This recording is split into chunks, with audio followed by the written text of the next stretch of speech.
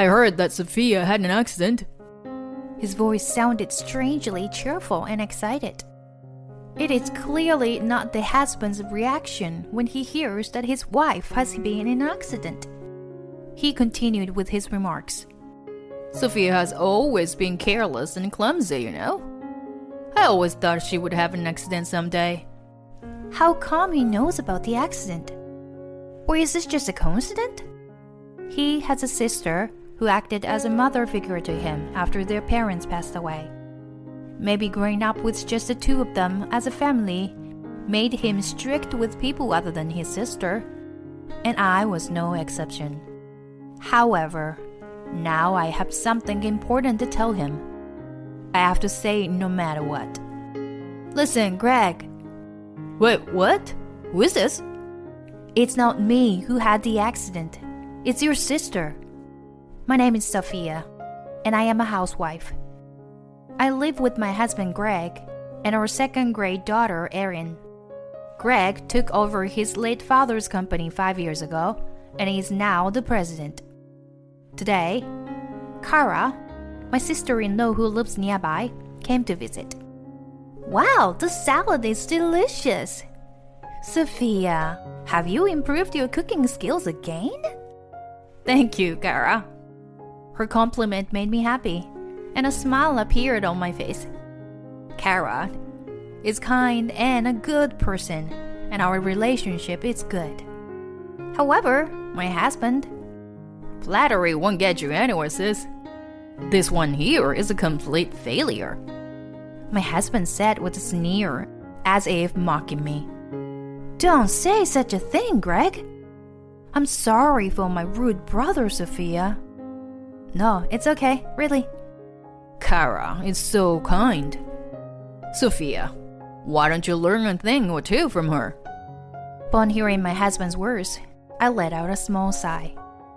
My husband idolizes her, so he's always in a good mood when she's around. But he still continues to insult me, telling me to learn from Kara and calling me a failure. Then Kara shifted the topic and turned out to her daughter. By the way, Erin, wasn't it your ballet recital recently? I watched the video. You were amazing. Auntie Kara, you watched it. I'm so happy. Thank you. Our daughter attends a local ballet class. There was a recital recently, so I recorded a video and sent it to my sister-in-law. I wish I didn't have to work, my husband said in an emotionless voice while tinkering with his phone. Liar. He had the audacity to say he was tired and wanted to sleep at home. Not only that, but my husband has never once attended Erin's recital. He may act all high and mighty in front of my sister-in-law, but he has no interest in our daughter. He hadn't attended any school events, let alone spend quality time with us on days off. When my husband went to the bathroom, my sister-in-law discreetly approached me and asked, Does Greg really show an interest in Erin's recitals? Well, actually, my words made my sister-in-law appear apologetic. He lost her mother at a young age and was raised strictly without love from her father. Maybe he doesn't know how to love a child. It seems like he's causing Erin sadness.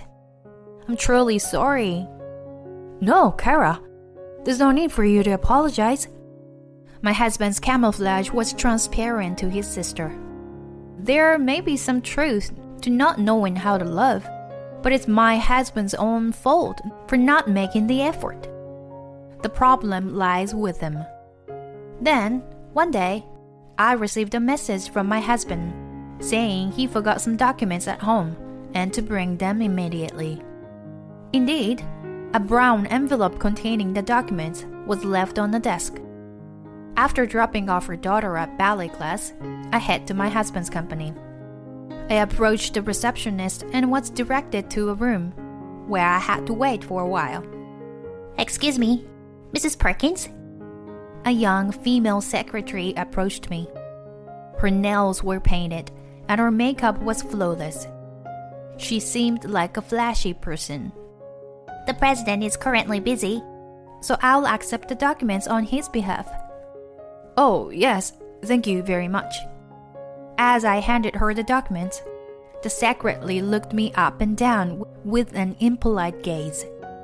Her intrusive stare made me feel uncomfortable. Is there something? Oh no, it's just that when they mentioned the president's wife, I had a certain image in mind. Turns out, you're just a regular person.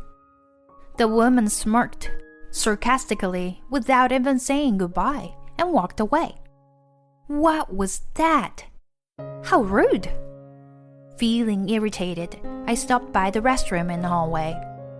As I entered one of the stalls, it seemed that a few employees had also entered. And there, I overheard a shocking conversation. The contents of the conversation was about my husband having an affair with the secretary I just encountered. It seemed like their relationship had started when he became the president, and some people had even seen them together on their days off. Greg is cheating? Come to think of it, there were some things that made me suspicious recently. Since taking on the role of president, my husband often claimed to be working on holidays and would frequently go out. Around that time, he started making more snide remarks and insults towards me. He also became reckless with money and started giving me only the bare minimum for living expenses.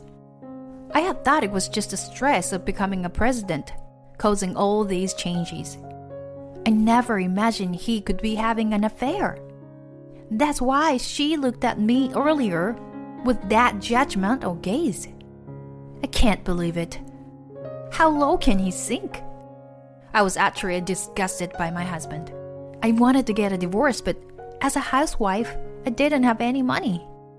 Making a decision to divorce, especially for the sake of my daughter, wasn't something I could do immediately. The next day, I suddenly decided to check the secret stash of money I had hidden in the dresser. Every month, I discreetly managed our household finances and saved a portion of it. I had hoped that one day we could use this money for a family trip. However, now that I had discovered my husband's affair, I didn't know what I would use the money for. That's why I wanted to confirm the amount once again. As soon as I held the envelope that I had hidden, my eyes widened in disbelief. What? How did this happen? The money is gone. I stared at the empty envelope in shock. I had finally accumulated $8,000, and now it had completely disappeared. I couldn't believe that someone had broken into our house. So then, who could it be? There's no way my daughter would do something like that. It's not her then.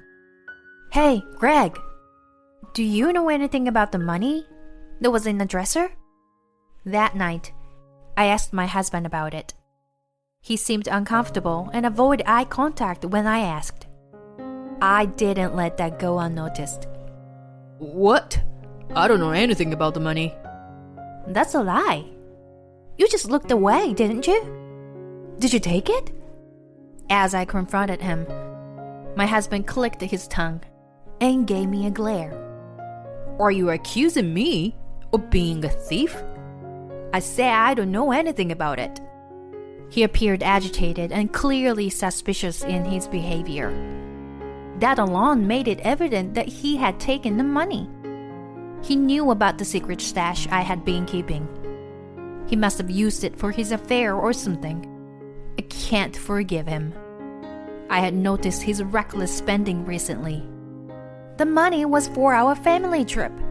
Give it back. Don't you treat me like a thief.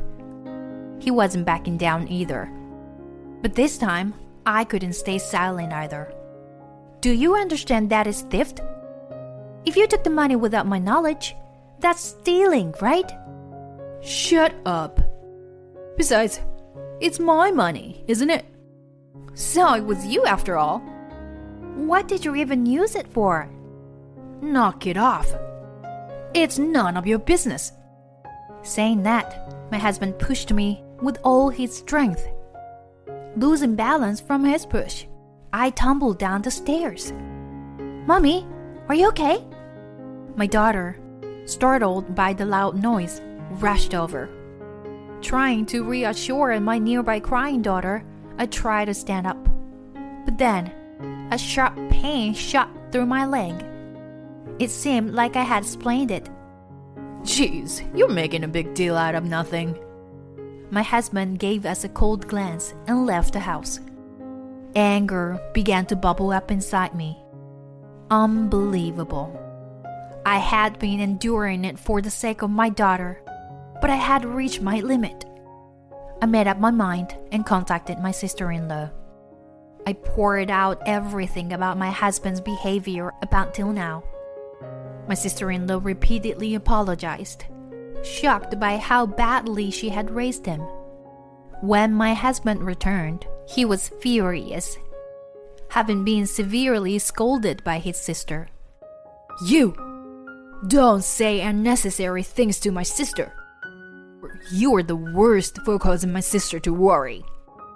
Huh, who is really the worst here? He clearly didn't like being scolded by his sister. From that day on, my husband's verbal abuse became even worse.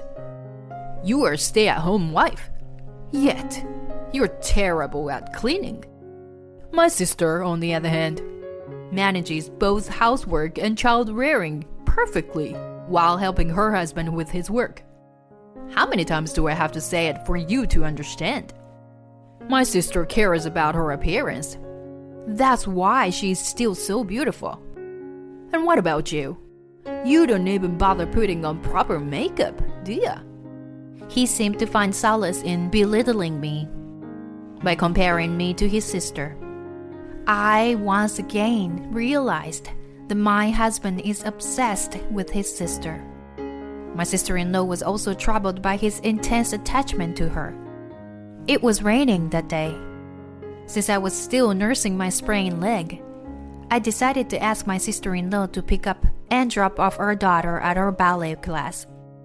The studio was about a 15-minute walk away, so I usually walk there to pick her up. Kara, I'm sorry, but I have a favor to ask. Can you please pick up Erin for me? Of course. With your leg? This rain must be tough for you. Thank you so much. I really appreciate it. Upon hearing that, my sister-in-law happily offers to help out. While doing household chores, I was waiting for my daughter to come back home, but she didn't show up.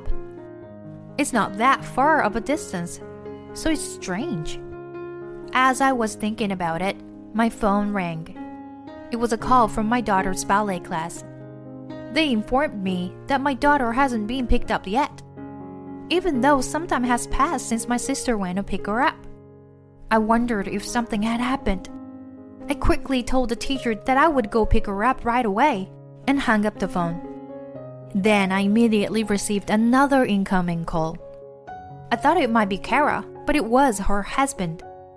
Feeling a sense of unease, I answered the phone. Oh my gosh, an accident?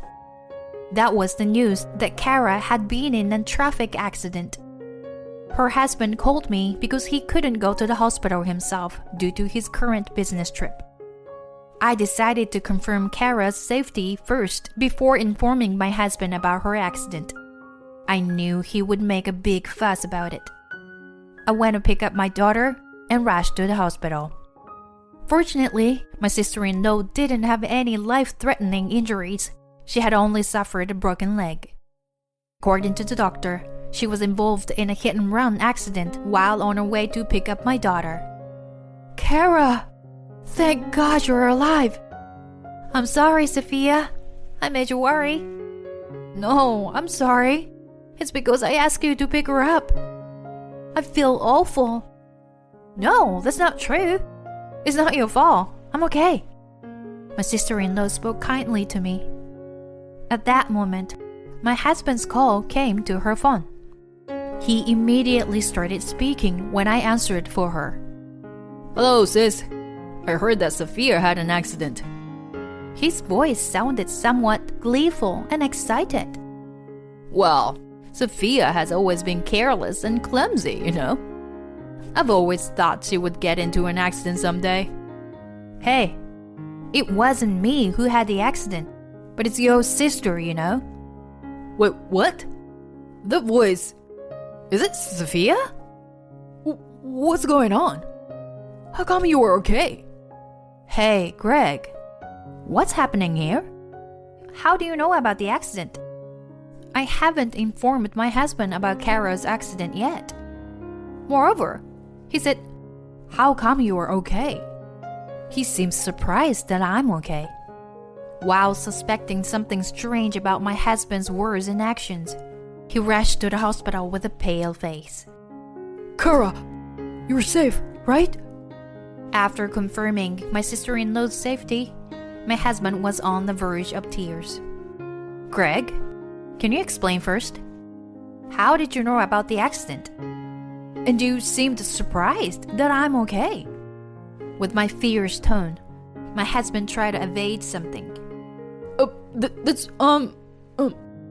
Clearly, my husband knows something and is hiding it. Did you mistake your sister for me? Don't tell me you had something to do with this accident. As I pointed out, my husband started trembling. My sister-in-law and I have similar heights and hairstyles. With the rain and using the umbrella, it wouldn't be strange to mistake us. No, it wasn't me. She did it on her own. If she caused the accident with you, Sophia, so I could get a divorce and remarry. And I would also get the insurance money. That's what she said. But I never imagined that my sister would be the one in the accident. As my husband confessed, my sister-in-law was left speechless and dumbfounded. The she he mentioned must refer to his affair partner. That's it. Let's get a divorce. I knew about your affair, Greg. I already discussed it with your sister, and we gathered solid evidence. So you were in that too, huh? There's no way you can deny it anymore. I'll make sure to receive proper compensation and child support. Wait, Sophia? Just not that. Aaron still needs her father, right? Then our daughter, who had been quietly in the back of the room, spoke calmly. I don't need Daddy. Having Mommy is enough. Bye, Daddy. My husband was stunned, but I think it's only natural. He never showed any interest in our daughter. When it came to her divorce, he conveniently clung to her as a reason. It was too convenient for him. I had been considering staying in the marriage for the sake of our daughter, but it turns out she had already given up on him. My sister-in-law firmly told my husband, Greg, I can't deal with such a foolish brother anymore. I thought I could support you and your company, but from now on, I won't have anything to do with it. Let's cut ties. Kara! No, not like this. Kara's husband also owned a company and had business dealings with my husband's company. If those dealings were to stop, my husband's company would suffer significant losses. The future of the business would become difficult. However, my husband seemed more shocked by being rejected by his important sister than the impact on his company.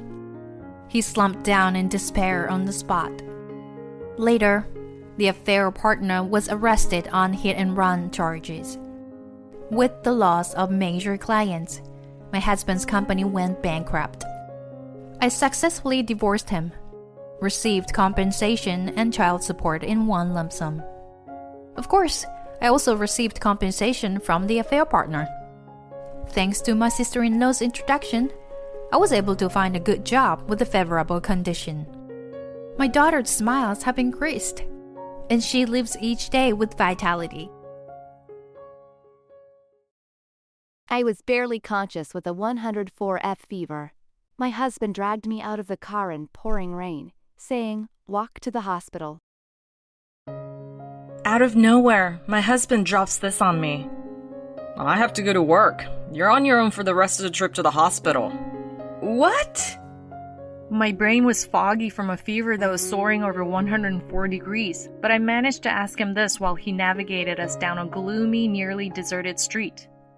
He was halfway through driving me to the hospital because of my fever. I remember his reluctance when I first asked him to drive me. He had this sour look on his face. But it was him who canceled the ambulance I had called, grumbling, "Don't bother them for just a fever." As I was mulling over this, I noticed he had already pulled over. He got out and swung the passenger door open. Was he seriously going to drag me out? I held on for dear life to the passenger seat with my feeble hands, but it was to no avail. He yanked me out of the car and dumped me on the sidewalk. He gave this dismissive snort, hopped back into the driver's seat, and said, "You're gonna have to wing it from here. The hospital's just an hour's walk away. Don't be a nuisance to others. Clear?" With that, he peeled off. Please, stop. Come back. I knew my words were futile against the receding car. I was too drained to even stand. All I could do was cry and whimper out a cry for help. Someone help me. I'm Kelly, a 40-year-old full-time mom. I live in a small town with my husband Ray and our 16-year-old son Mike.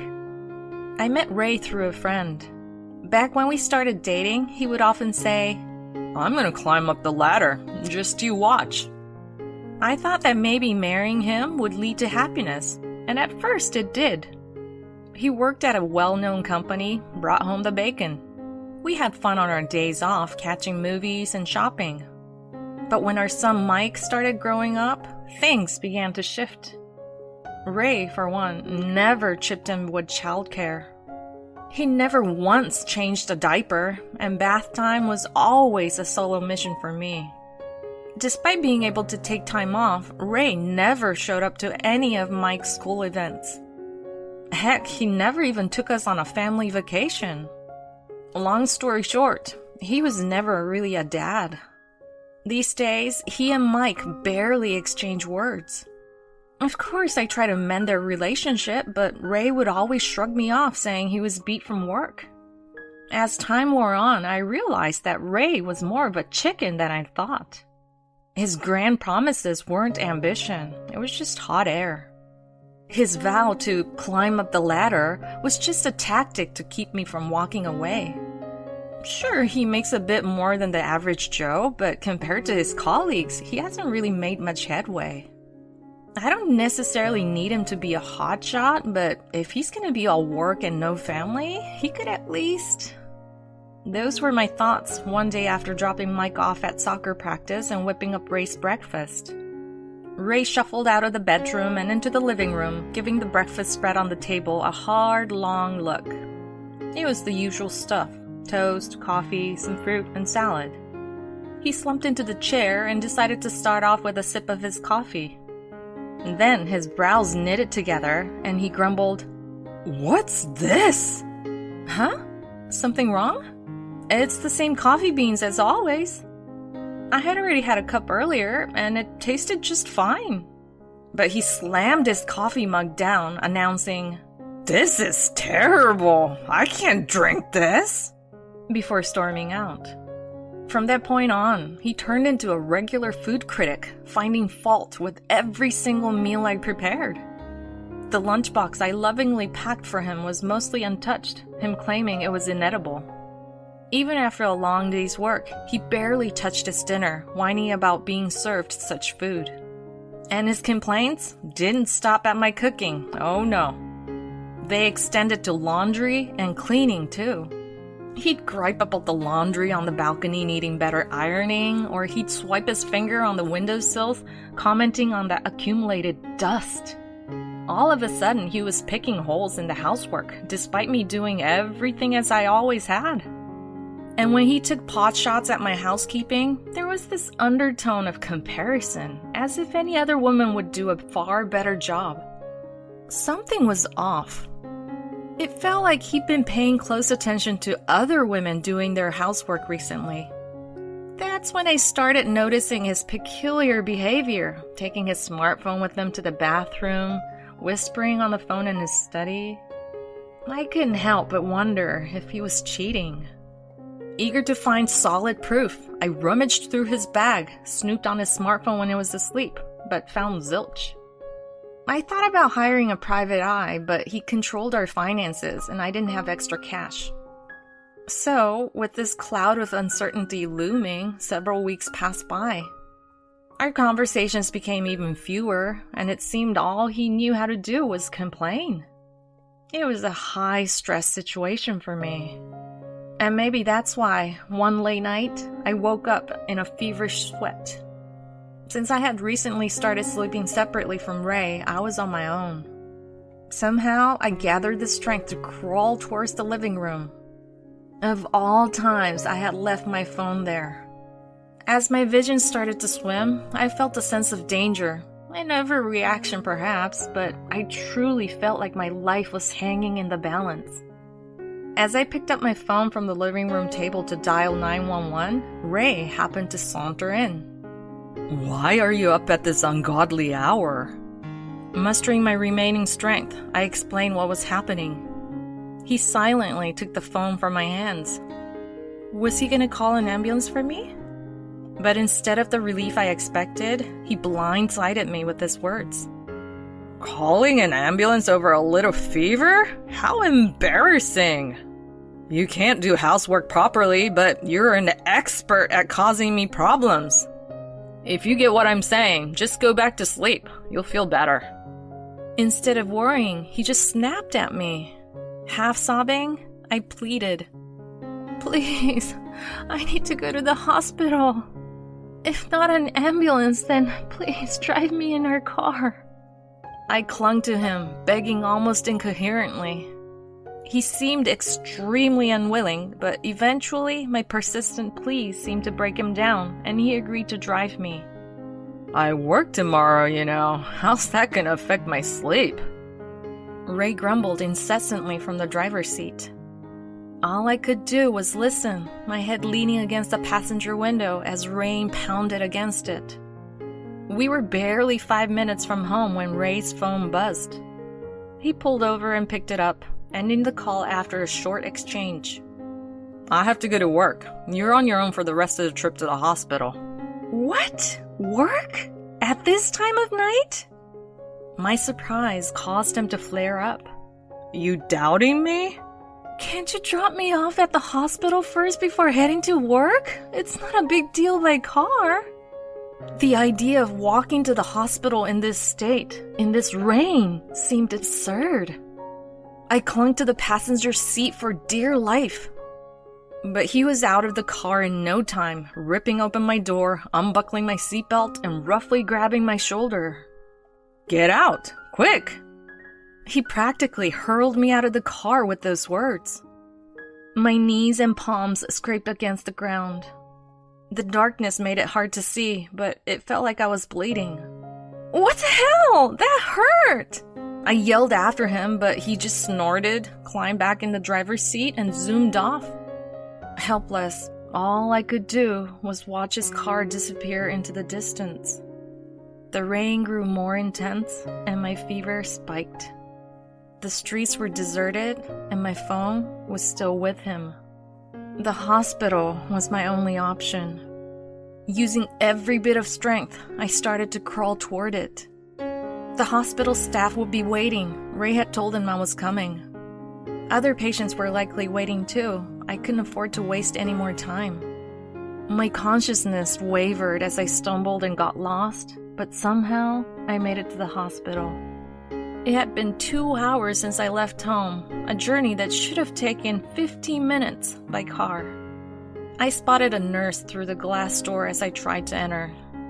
Feeling a wave of relief, I lost consciousness. When I woke, I was lying in a hospital bed.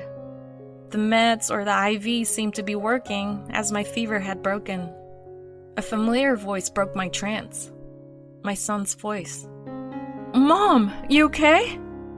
Mike's face filled with concern. Yeah, I'm okay. Sorry for scaring you. But why was he here? He smiled and helped me sit up, revealing Ray slouched in a chair. Soaked, his hair a mess, and for some reason, his legs trembling. What the heck had happened while I was out? Dad, you owe Mom an apology. Mike said seriously. Startled, Ray looked up. His face was gaunt, dark circles under his eyes. I'm sorry, he murmured. Mike wasn't exactly pleased, but he turned back to me and began recounting what had happened. After dumping me from the car, Ray had apparently headed back home. Mike had been awake, sensing something was off, and noticed my absence. When Ray came home, Mike asked him point blank where I was. Ray, as slippery as ever, tried to weasel out of the question. But Mike, stubborn as a mule, kept pressing him until Ray finally caved and admitted that he'd left me out in the rain. Mike's a big guy, much more so than his timid dad, so you bet Ray was feeling rattled. While they were going at it, the hospital I'd called and confirmed I was okay. Mike proposed that they head over to see me, but Ray brushed him off with the old, "I've got to work tomorrow" excuse. That's when Mike lost it. He got right up in his dad's face saying, "You're walking your ass to the hospital too." Ray, scared by his son's tirade, ended up jogging all the way here in the pouring rain, all while being monitored by Mike on his bike. Talk about a workout, especially for Ray, who usually commutes by car and avoids exercise like the plague. It explains why he looks like he's been through the ringer. After telling me all this, Mike turned to me with a serious look and said, "Mom, you need to dump this guy pronto." I was shocked. Not because I didn't want a divorce, but because I couldn't believe what I made my son say. All I could do was grab his hand and apologize. After that, Ray and I were on ice for a while. I wanted a divorce, but money was a snag. As a stay-at-home mom, I wasn't sure if I could support Mike properly if I left Ray. I can't help but wonder what was going through Ray's head. Fast forward a few weeks after I got really sick, I got a call on the landline. Hello? You're Ray's wife, right? My name's Adriana. I work with him. Yes, I am. What can I do for you? Adriana told me. Ray and I are in love. Would you mind stepping aside? She'd been having an affair with my husband. I knew my suspicions of his cheating weren't unfounded. If I could divorce, I would! I blurted out, and I meant it. If she wants that jerk, she can have him. Bracing myself for a tongue lashing, I gripped the phone tightly. But she just sounded thrilled and said, "Really? That makes things easier. I've got a good job, so I can handle the alimony. Give me your email and I'll send you plenty of evidence of the affair with Ray. Use it to pressure him into a divorce." I was floored by the offer, but I snapped back to reality fast. This was an opportunity I couldn't afford to miss. I gave her my email, and in no time, my inbox was filled with enough evidence to sink a ship. Cozy selfies of them, screenshots of their meetup messages, you name it. That night, after making sure Mike was asleep, I cornered Ray, who was having a drink. "Hey, we need to talk." He barely glanced at me, muttering, "What?" I was so ticked off, I turned off the TV and slammed the table. That sure got his attention. That ticked off Ray finally looked at me. I plonked the documents in front of him, divorce papers. His eyes nearly popped out of his head. "We're getting a divorce. Seems like you found yourself another woman who's a big shot at work and a whiz in the kitchen." What? What are you blabbering about? Are you accusing me of having an affair? If so, then prove it. His cocky attitude hinted at a confidence in having covered his tracks well. I wasn't about to let that slide, so I served up all the evidence that Adriana had given me. His self-assured grin vanished instantly, replaced by a face on the brink of tears. Why do you have this? I thought I cleared all that away. Come on, a divorce is a public humiliation. Doesn't Mike need his dad? And don't you need the money? So it turned out Ray was more worried about people gossiping about him having an affair and getting divorced. Talk about selfish. I couldn't care less about being embarrassed, and Mike doesn't need a dad like you. You've hardly acted like a father till now, so don't start pretending. If you truly care about Mike, you'll cough up more than enough child support. When he finally registered my unwavering intent to divorce him, he crumpled, sobbing into his hands. This wasn't supposed to happen. Fast forward 6 months, and Ray and I finally made our divorce official. I staked a claim for a share of the property, damages for infidelity, and child support for Mike. I even hit his mistress with a claim for damages for adultery. All were paid in one big chunk, so I had no worries about getting by for the time being. I thought moving Mike to a new school would be too much, so we shifted to an apartment nearby and are now making do, relying on each other. Word on the street is that Ray and Adriana have started shacking up. But they're both swamped with work and are constantly at each other's throats over household chores. It looks like she was only putting in the hard yards with housework to woo Ray away from me. Now that she's got him, she's probably okay with showing her true colors. To top it all off, they both got the boot for sullying the name of their big company when the word of their affair got out. Both are now strapped for cash after paying off all those damage claims in one go, but that's not my problem anymore. Since the divorce, my son has been growing happier by the day and has thrown himself into his club activities. Watching him excitedly talk about getting to play as a regular in his next game, I couldn't help but feel in my heart of hearts that I'd made the right choice. My husband got serious about a 20-year-old woman and wants me to divorce him and take our eldest daughter with me. Am I hearing you wrong? Will you say it again? My husband, who has looked down on me because he makes more money than me, is now on his knees in front of me. I love her. I've never felt this way before. I want you to leave me. I will give you custody. In fact, we are going to have a baby, and I want her to give birth safely. So will you get out my house this month? He says this with sparkling eyes, but what he's saying is disgusting. Okay, here are the divorce papers. I will only take the younger girls. I don't know about that other kid. I said in a calm voice. Take our eldest daughter with you. He was really insisting. I don't want to do that, because she is. My name is Irene. I'm 45 years old. I have a husband, Tommy, who is the same age as me, and 3 girls. The oldest is 20 years old, and the younger girls are in the 5th and 4th grades. I work full-time as an office worker. I work early in the morning and still prepare dinner even on the days I come home late. Good morning, Mom. My elementary school kids wake up by themselves, but my husband is not a morning person and doesn't wake up easily even if I call out to him. Hey, why didn't you wake me up? After a while, my husband wakes up with a grumpy look on his face. You're not a child. You should wake up by yourself. I tell him coldly. If I'm late, it's your fault.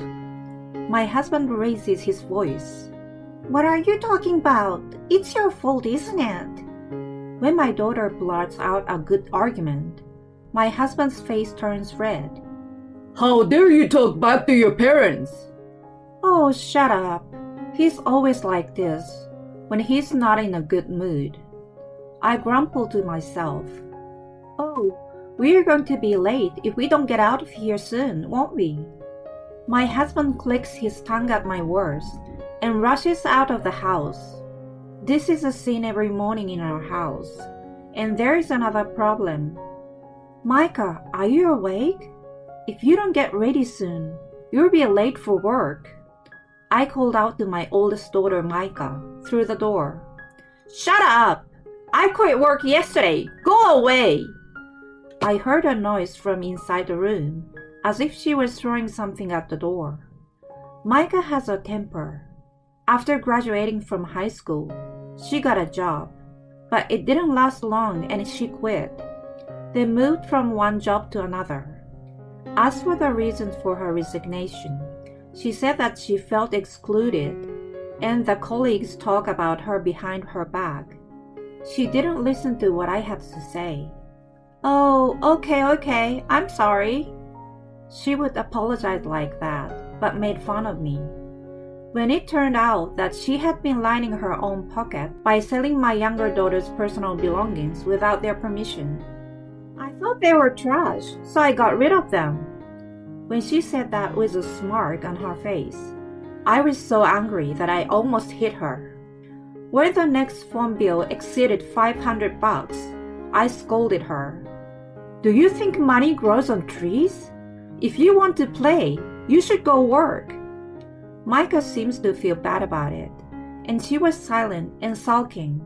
And then my husband came home from work and said, Hey, don't yell at her like that. Don't you feel sorry for Micah? I make most of the money in this house anyway.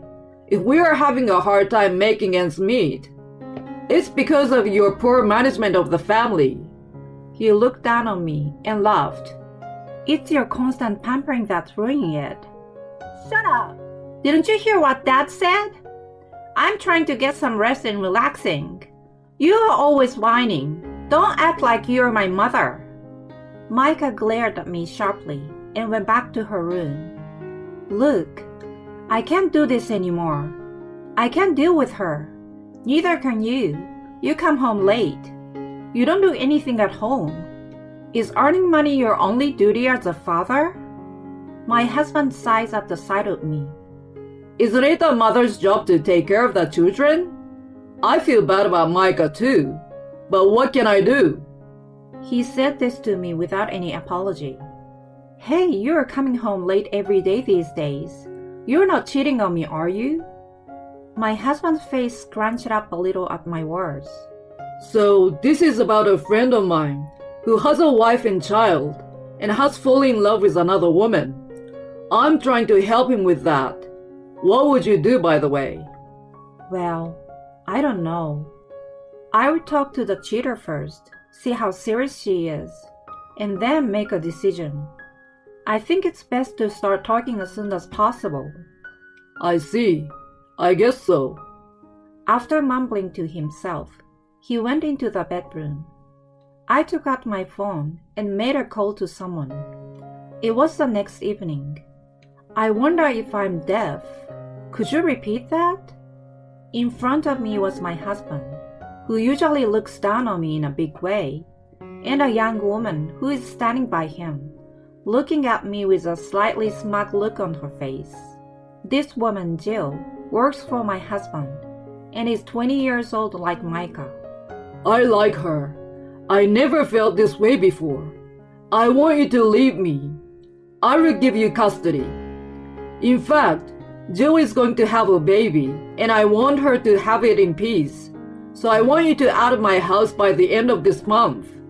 He looked at me with sparkling eyes like a boy who had found his first love, yet said the worst words ever. Give up the custody? You just didn't want it. Since I kept quiet, Jill, the cheating partner, immediately talked to me. I'm indebted to you. Tommy loves me more than he loves you, though. Looks like your marriage has not been going well for a long time. Then please give him to me. Jill giggled. You said so yesterday. You said you will make a decision after you hear what the other person has to say. Jill loves me, and of course I love her. I'm begging you. Will you break up with me? I was annoyed by the atmosphere, as if I was the bad guy tearing them apart. I stood up quickly and came back with something. Okay, here are the divorce papers. I will only take the younger girls. I don't know anything about that other kid. I said calmly, but my husband was extremely furious. Why? Take Michael with you. In short, He wants to spend a happy newly wedded life with his young wife, leaving everything else to me as before. How can I allow such a thing? I don't want to do that. She's not the one I carried in my belly. Since we are getting divorced, she's Micah's mother from now on, isn't she? She snickered at me. What? I don't know anything about that. Tommy, you said you will leave the kids to your wife. I don't want to take care of the kids. I don't know how to deal with elementary school kids. Jill, who had looked so relaxed earlier, suddenly became impatient. My husband looked troubled. Huh? Elementary school kids? What are you talking about? The one you're going to take care of is a 20-year-old woman just like you. Huh? Jill's surprised face at that time was so funny that I can't help laughing when I remember it now. Actually, Micah is not my child. 3 years ago, Micah came to our house with a big baggage. Who are you? I'm here to see my dad. It should be okay, so just let me in, she said to me with the same forceful attitude she has now. I immediately called my husband, and when I told him, No way! You are kidding, right? he had an illegitimate child. He had a child with a woman he had a relationship with before he met me, and he gave her a sum of money as child support without acknowledging her. Her mother passed away, and none of her relatives took Micah in. She must have had an attitude problem.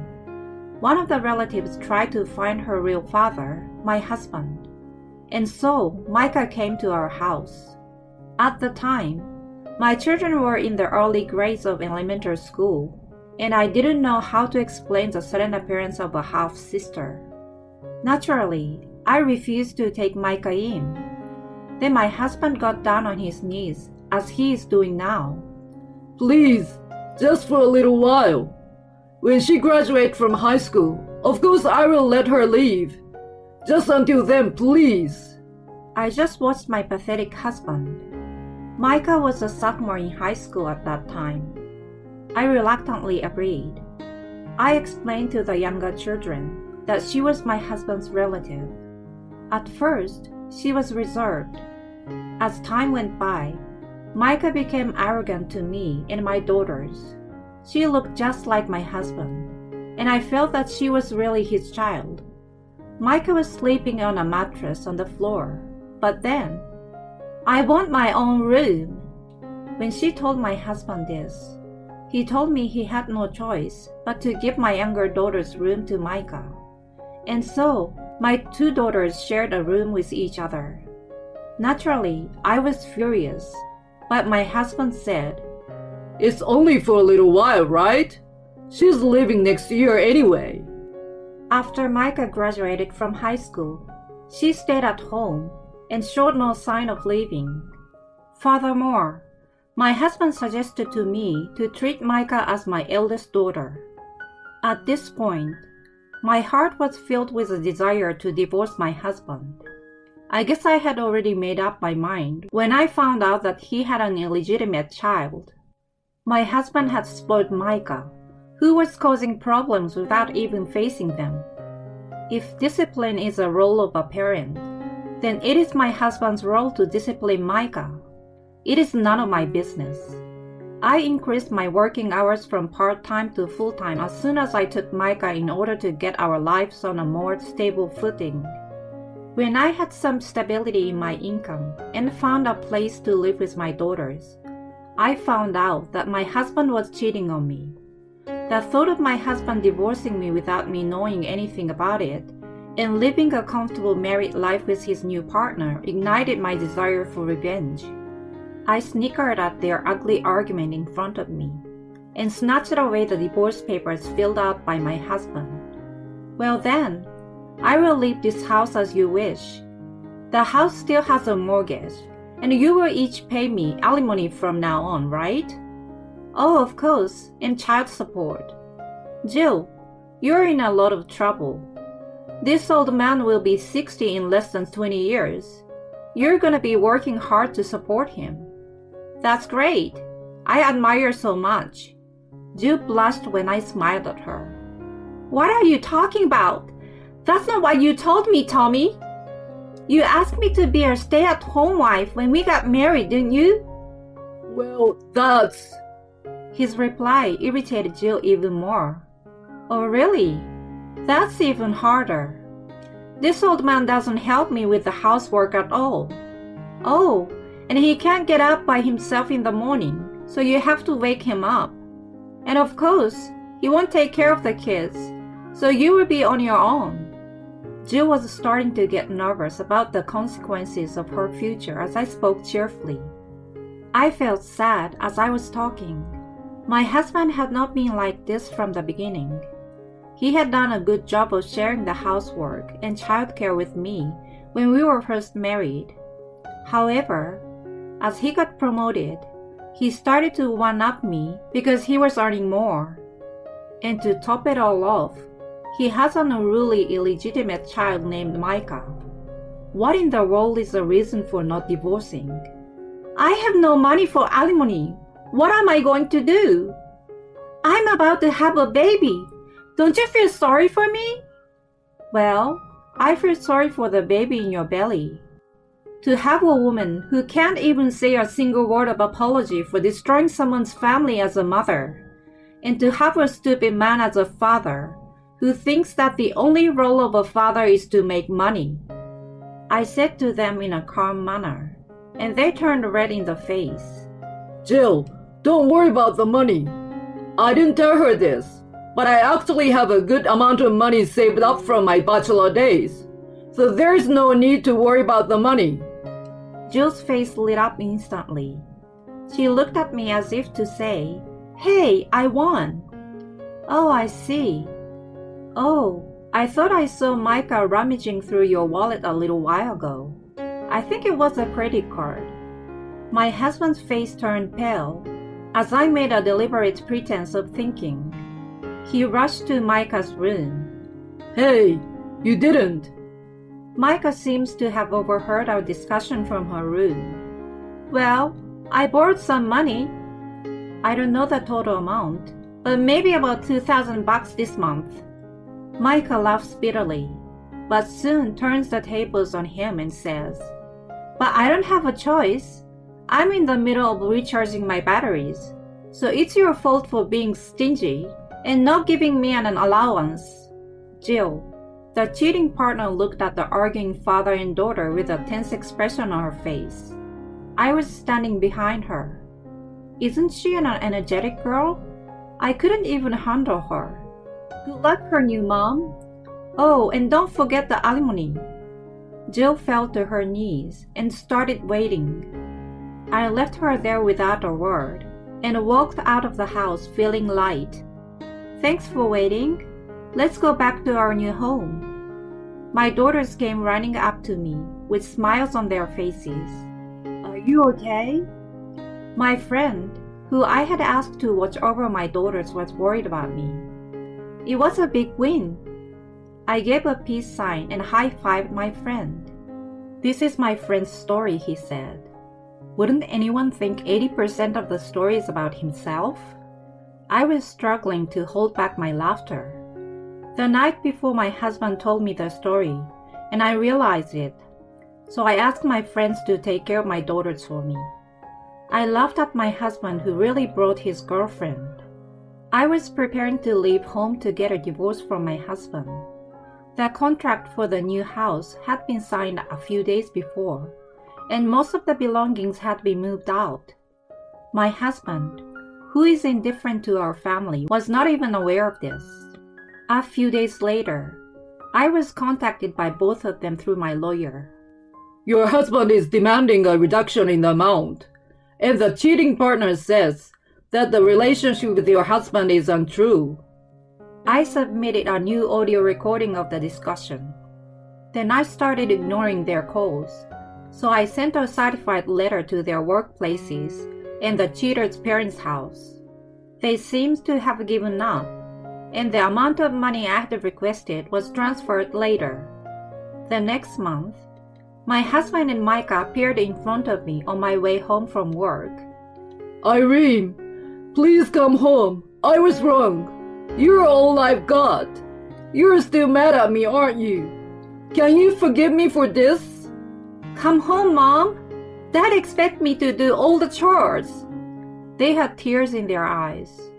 You're both trying to sell me something I don't want to buy. It's pretty disgusting. So you'd better stop. I'm not angry. Oh, I don't have any feelings for you at all. And oh, isn't that young wife with you today? My husband looked down as I looked around deliberately. Oh, and who is your mother?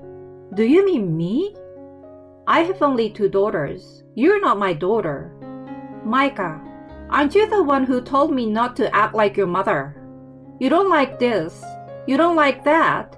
Get a grip. I scolded Micah like this over and over again. Micah was the one who rejected me, and in my own way, I've done my best to deal with her even if she was not my own child. But that is over now. Now that we are divorced, these 2 are completely strangers to me. If they come again, I will call the police without hesitation. Of course, because they are outsiders now. They ran away from me as if they panicked at the word please. I thought that they looked just like each other, and their thoughtless personality were just like a father and child indeed. Incidentally, I knew from my lawyer that Jill and Tommy had broken up soon after that. It turned out that Jill's pregnancy was also a crazy story, and that they had been making a joint effort to avoid my demand for alimony, thinking that I might feel sorry for them if they told me so. Anyways, they told their lawyer that their love was pure. I don't understand what kind of mind she has at all, but maybe my ex-husband, who became a head of the department at a young age, looked good to her. However, it turns out that the man is no better than a schoolboy who can't even get up in the morning by himself. She should be thankful to me that she found that out before they got married. By the way, I found out about the affair from my ex-husband's subordinate, whom I met by chance at the supermarket. He is very close to one of his subordinates, and there are some rumors about it in the company. I thought if it was really okay, because their age gap was like a father and child, but I didn't have any doubt in my mind to trust my ex-husband after hearing such a rumor. My ex-husband was demoted, and Jill, the cheater, resigned from her job out of embarrassment. Jill seems to have borrowed money from her parents to pay the alimony, and now she is working from morning till night under their watchful eyes. She seems to have been thinking of an elegant life as a housewife married to my ex-husband, who owns a house and is a department manager. But such a life is a dream. She must have learned the harshness of reality the hard way. Don't underestimate life, you little girl. The stupid father and daughter is still living in that house, but they have been fighting every day. And when it got worse, the neighbors have called the police. I think Micah is just frustrated, though my ex-husband seems to be doing fatherly things. I'm sure the house is in shambles, but it doesn't matter to me. 20-year-olds are usually considered adults. You can't stay a child forever. I hope they have a hard time from now on. And as for me, thank you for everything, Mom. I blushed with embarrassment, and my daughters gave me a handkerchief. It was the same handkerchief that Micah had sold without permission, and that they had given to me on Mother's Day a long time ago. My parents are gone, and I don't have many relatives to rely on. But I have many friends and such kind daughters. I'm a very blessed person just because of that. Thinking of this, I smiled and said thank you. Returning from a family trip, my luxury watch was missing. Then my husband said something unbelievable. Why is it gone? When I returned from a family trip, my luxury watch was missing. Ellen, someone broke into our house. Need to call the police. No, stop. Actually, I let my mom use the house. Huh? But I already called the police. My name is Meg. I'm a 33-year-old web designer. I've been married to Alan for 2 years. We met through a matchmaking party. I was in a state of heartbreak after breaking up with my longtime boyfriend, and my friend set up the party to cheer me up. That's where I happened to meet Alan. He had a refreshing and kind aura, and he was easy to talk to. However, at first, I wasn't ready for another romance, but rather like making a new male friend. After that, we exchanged contact information and started going out for drinks after work. Even though I wasn't particularly looking for a romance relationship, he regularly invited me out for drinks and meals. He told me to take my time and wait until I felt ready. With him approaching me like that, I started to become interested in him. As I became more conscious of it, I started to like him more and more. And then, he confessed his feelings to me, and we started dating.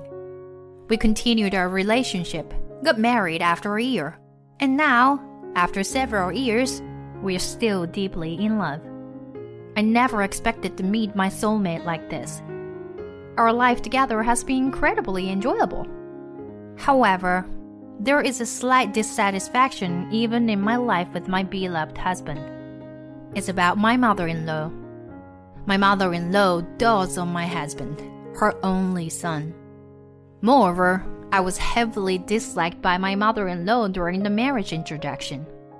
So, you deceived Alan, huh?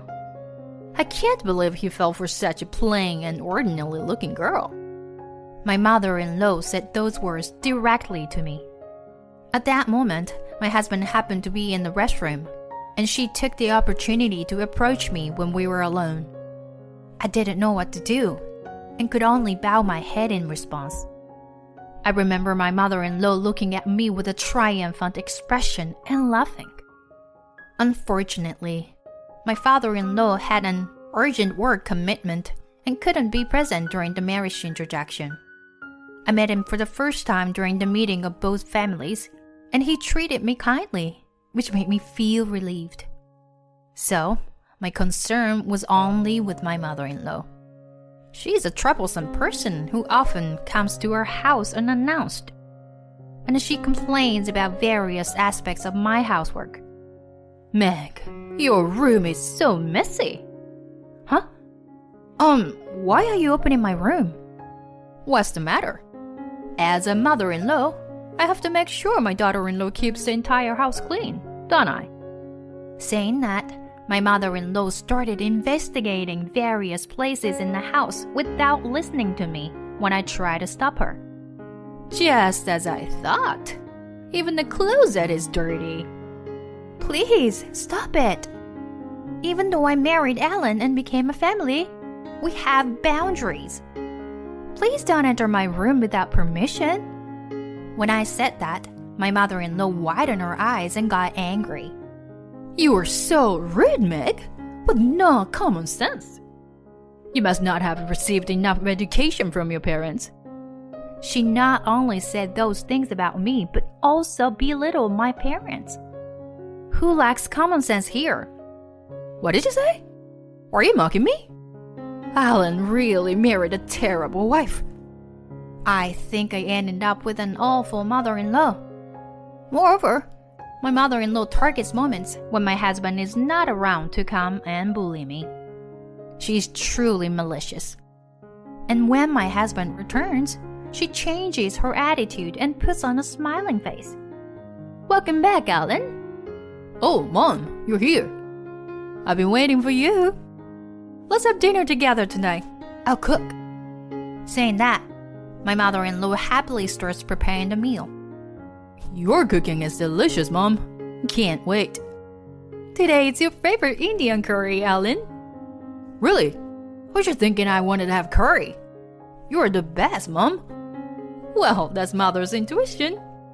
In such a pleasant atmosphere, the two chat cheerfully. Having witnessed her drastic change and heard the horrible things she says, I feel a sense of madness in my mother-in-law's duplicity. and her bullying escalated even further at that moment. Well, it's ready. Shall we dig in right away? Saying that, my mother-in-law served the curry in front of us. Yum. It's been a while since I had it, but it's still great. Is that so? Thank you, honey. Then I took a bite as well. The curry my mother-in-law made was incredibly spicy. Meg, I didn't think it's that spicy. Yeah, it's quite spicy for me. I wondered how both my husband and mother-in-law could easily eat this spicy curry. Oh dear, Meg. You're really sensitive, aren't you? I don't remember making it that spicy, though. Could it be that this mother and son have unusual taste buds? While thinking about that, I preserved and finished eating the curry. By the time I finished, sweat was pouring down my face. Meg, you're sweating a lot. Well, it was spicy. Meg, maybe you don't exercise regularly. You must be getting rid of all the toxins in your body, I'm sure. My mother-in-law continued saying such things, but my tongue was stinging so much that I couldn't hear her words. And after my mother-in-law left, I noticed something when I looked inside a kitchen cabinet. The bottle of cayenne pepper, which we rarely used, was significantly depleted. At that moment, I understood everything. It was the doing of my mother-in-law. In other words, she had deliberately added a large amount of cayenne pepper only to my curry. I was both astonished and filled with anger. When harassment reaches this level, I can't stay silent. From then on, I made sure that my mother-in-law wouldn't cook whenever she visits our house. Instead, she became extremely cautious about the food I prepare. But I wouldn't stoop such childish behavior. I would never lower myself to her level. Nevertheless, I always remained cautious around her. So, even when I was asked to have meals at my in-law's house, I found excuses not to go. My mother-in-law seemed quite frustrated when things didn't go her way. But I had the upper hand. I had made sure to keep my distance from her. Continuing with that lifestyle, the stress related to my mother-in-law significantly decreased. However, one day, my husband said something to me. Meg, do you dislike my parents? Huh? My mom mentioned that you avoid her and don't communicate much. Now that I think about it, you haven't visited my parents' house in a while, right? Do you not get along with my parents? I felt troubled when my husband said that to me. But now is the time. I should be clear about it. Actually, Ellen, your mother has been harassing me. Harassing? Yeah. She would say terrible things when you weren't around. Do you remember when I said your mother's curry was super spicy? After that, when I checked the cabinet, the cayenne pepper, which shouldn't have been used that much, was more than half empty. She added an enormous amount of cayenne pepper only to my curry. That's why I became afraid of eating your mom's cooking. And that's why I couldn't bring myself to visit your parents' house. I'm sorry for keeping silent about it all this time. I thought my husband would understand, so I gathered my courage and spoke up. But my husband's reaction wasn't what I expected. Meg, are you serious about what you're saying? My mom wouldn't do something like that. It's just too extreme. Ellen? Wait a minute, please. Meg, it's all your imagination. Your delusion. My mom wouldn't do such childish things. Yet, you're avoiding her and casting doubts without any reason. My husband didn't pay any attention to my words. Since then, our relationship gradually became strained. Our conversations decreased, and we had more awkward days together. It seems my husband increased his overtime hours. Lately, he always comes home late. And he started going on business trips more frequently.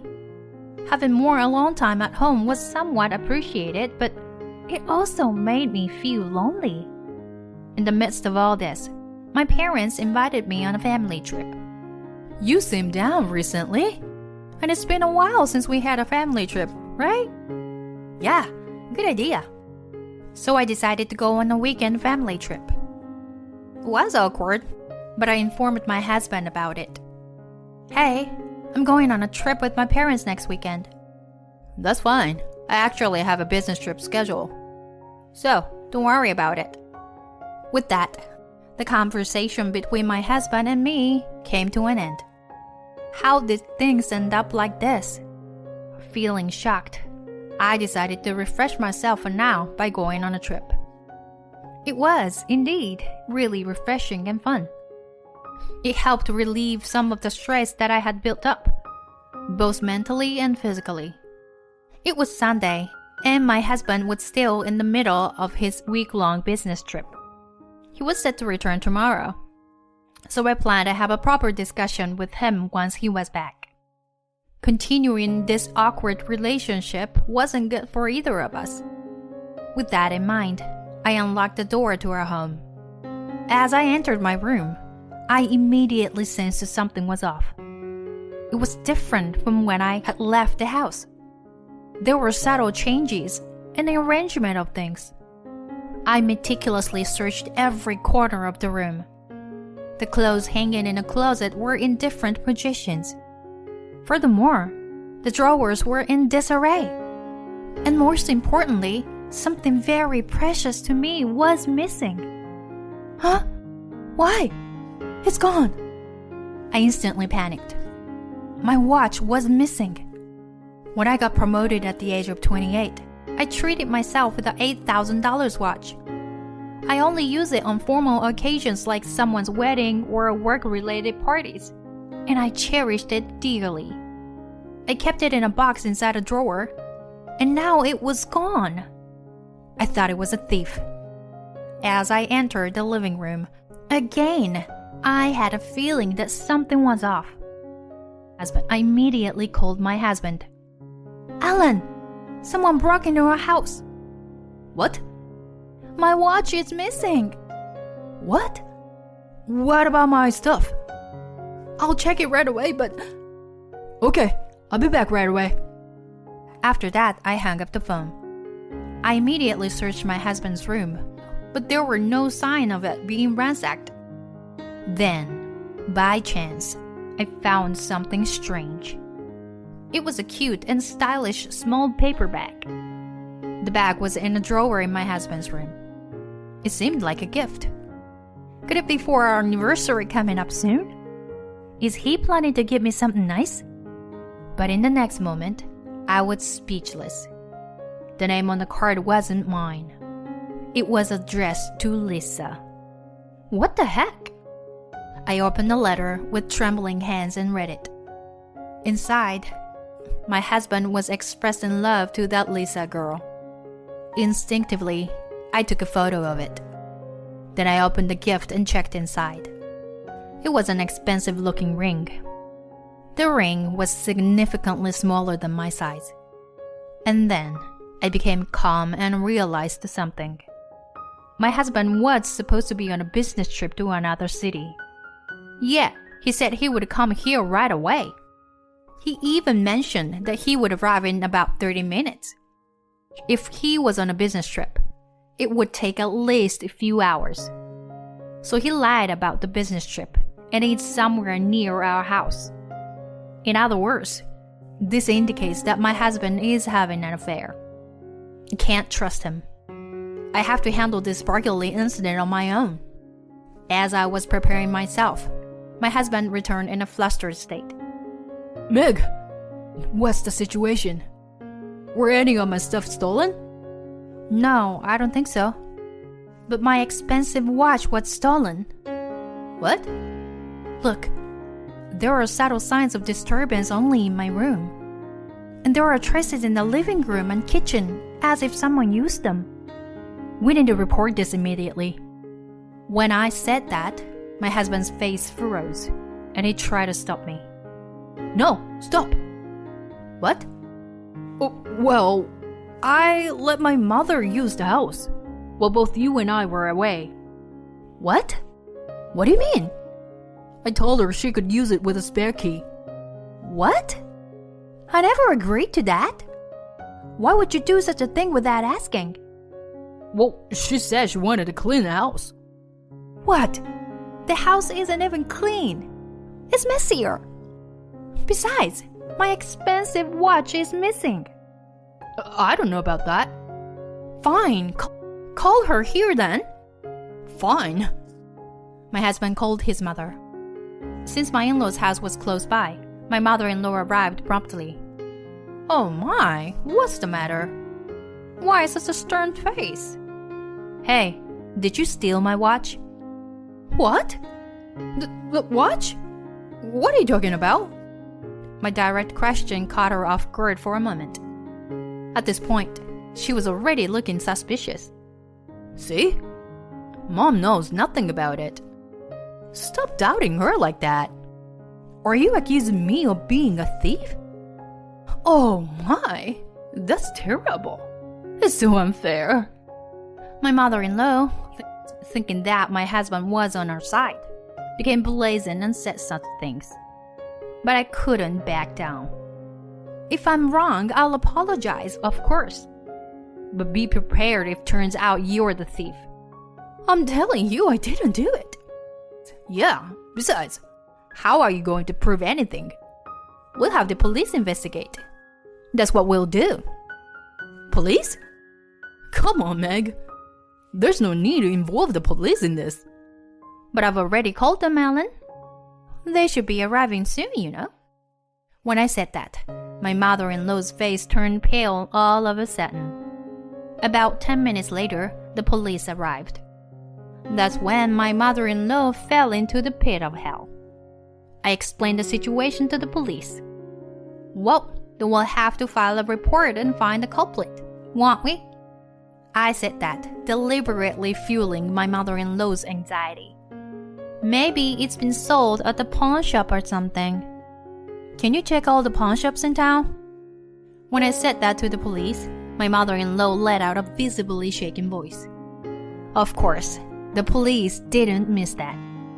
Yes, let's search all the pawn shops and review the footage from security cameras.